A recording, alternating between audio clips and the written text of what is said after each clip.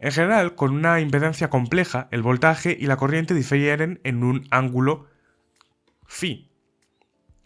Entonces, como V es ZI, entonces la potencia instantánea, que es VI, va a seguir unas ciertas pautas.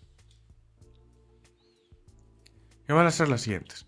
Como V es raíz de 2V coseno omega t, e I va a ser raíz de 2I coseno omega t menos phi, que va a ser el ángulo de desfase,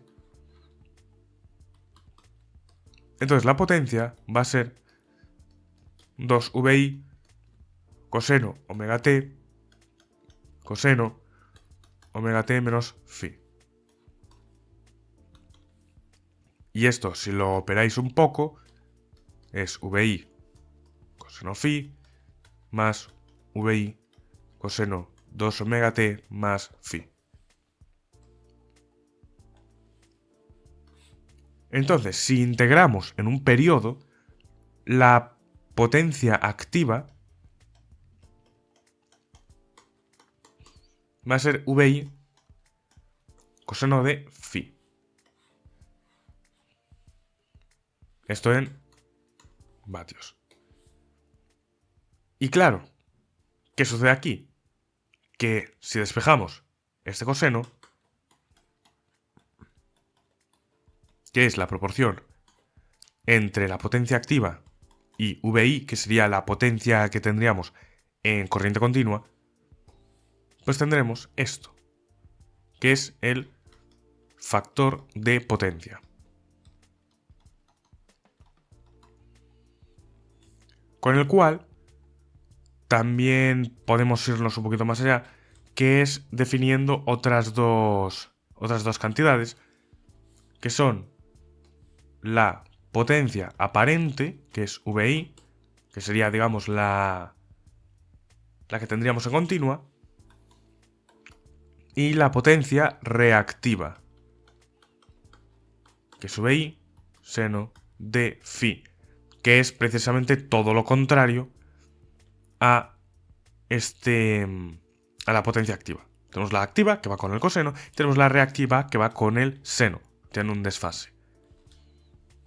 Entonces, si sabemos que V es ZI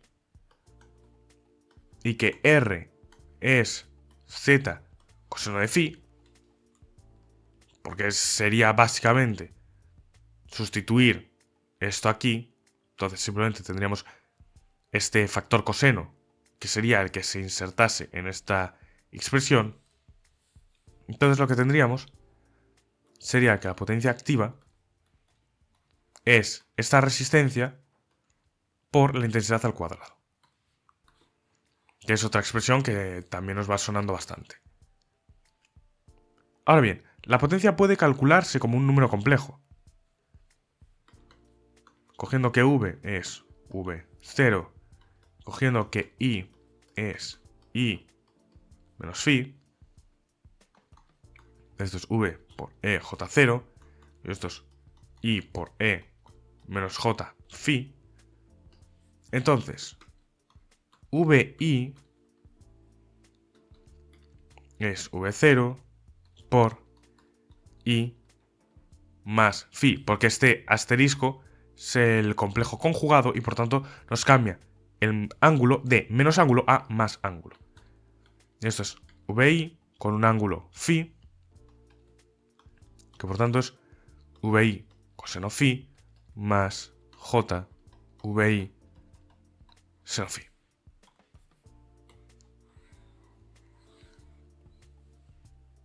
Entonces, de esta manera, la parte real de VI asterisco es la potencia activa y la parte imaginaria de VI asterisco es precisamente la potencia reactiva.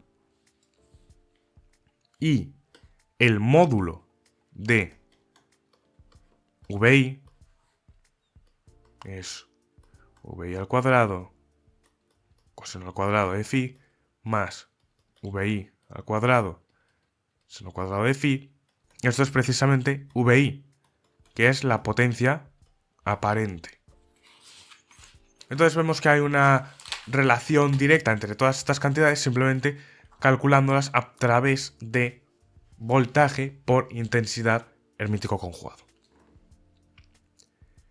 Y teniendo en cuenta todo este tema del factor de potencia, que es esto de aquí, tenemos que tener en cuenta que en la práctica las cargas suelen ser muy inductivas. Esto es, que la intensidad va bastante retrasada con respecto a V, con un ángulo muy grande. Por tanto, si el ángulo es muy grande, entonces este coseno del ángulo va a ser muy pequeño. Porque si tenemos en cuenta la esfera unidad, que es de este estilo, si tenemos un ángulo muy grande, esto es muy cercano a los 90 grados, entonces el coseno, que es esto de aquí, va a ser muy pequeño.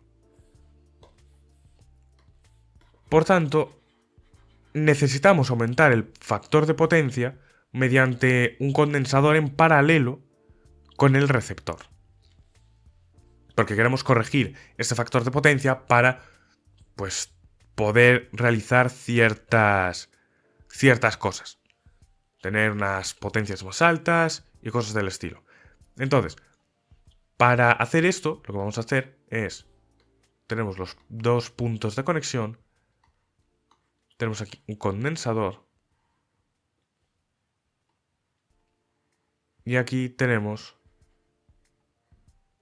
lo otro. Entonces, tenemos aquí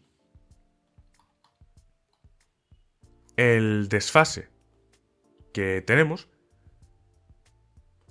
y aquí tenemos la intensidad del condensador, el condensador y la intensidad 2 y una diferencia de potencial V. Entonces, al conectar en paralelo este condensador, lo que vamos a tener es un aumento de este coseno de phi. Porque al poner un condensador se va a derivar una corriente IC por él de forma que se disminuye la corriente total I2 haciendo que el ángulo entre V e I2 disminuya. Si lo queremos ver como una suma de vectores, tendríamos el voltaje, tendríamos intensidad 1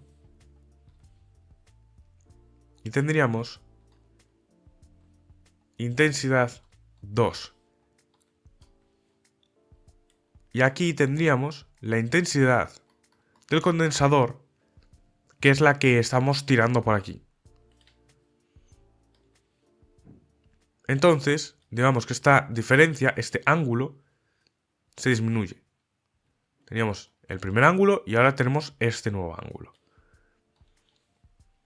Por tanto, al hacer esta suma de vectores, tenemos en cuenta que IC es 1, o sea, es V, vamos a ponerlo bien, es V entre 1 entre CW, que es VCW.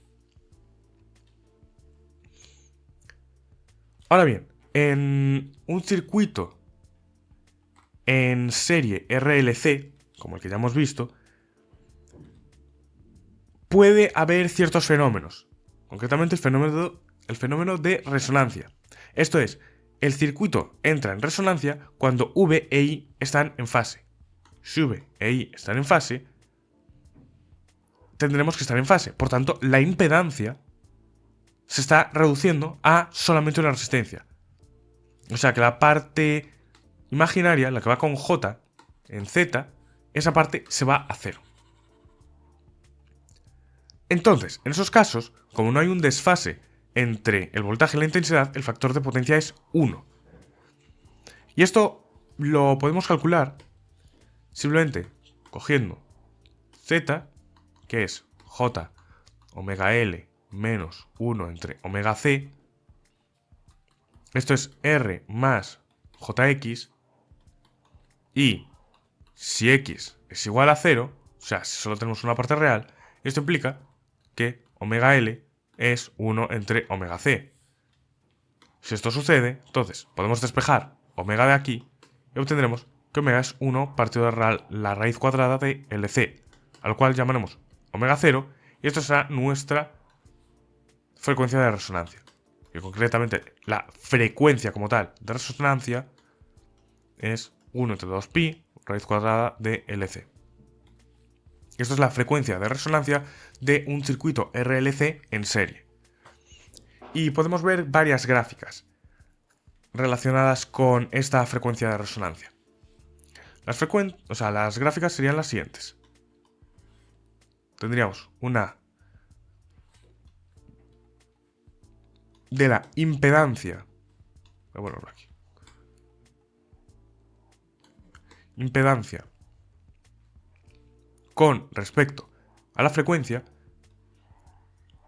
que vendría a ser algo así, ya que tenemos una componente XL, la inductiva, que crece con la frecuencia linealmente.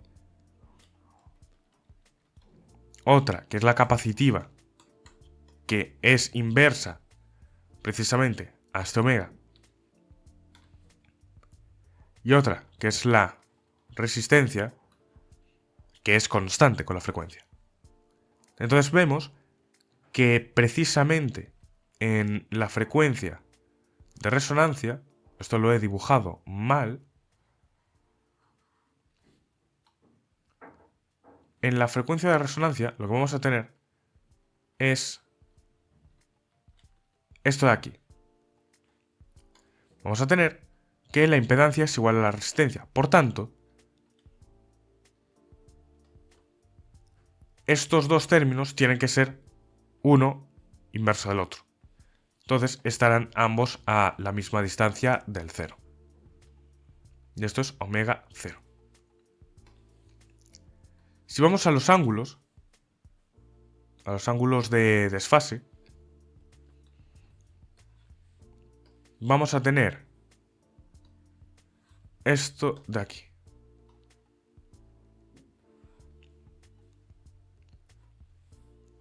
Vamos a ponerlo de esta manera.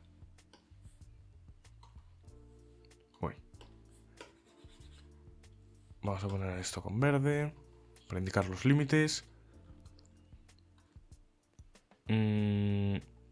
Bueno, se me ha salido un poco de la gráfica, pero nos entendemos. 90 grados menos 90 grados. Y esta es la frecuencia de resonancia.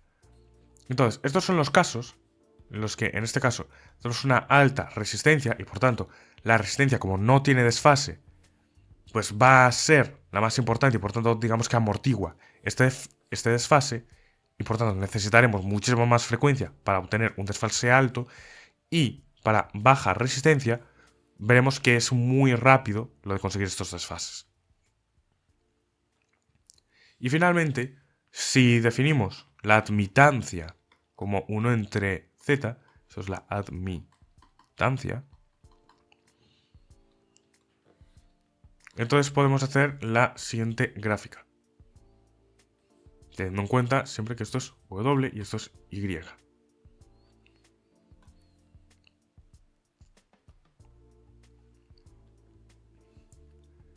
Entonces tendremos algo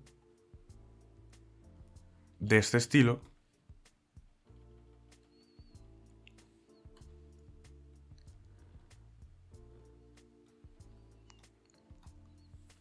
donde vemos que en principio tenemos que el máximo de la admitancia está precisamente en la frecuencia de resonancia. Esto es el caso para una alta resistencia. Este es el caso para una baja resistencia, que evidentemente es si ponemos 1 partido de R, cuanto menor sea R, pues más grande va a ser el 1 partido de R. Y digamos que este es el límite cuando R tiende a 0. Entonces aquí lo que se observa es que en la frecuencia de resonancia, la corriente es máxima Y esto aumenta a medida que disminuimos la resistencia. Estoy diciendo que la corriente es máxima porque I es VY. Entonces, si V es constante e Y sube, entonces veremos que en la resonancia la intensidad está, o sea, la corriente está en su máximo.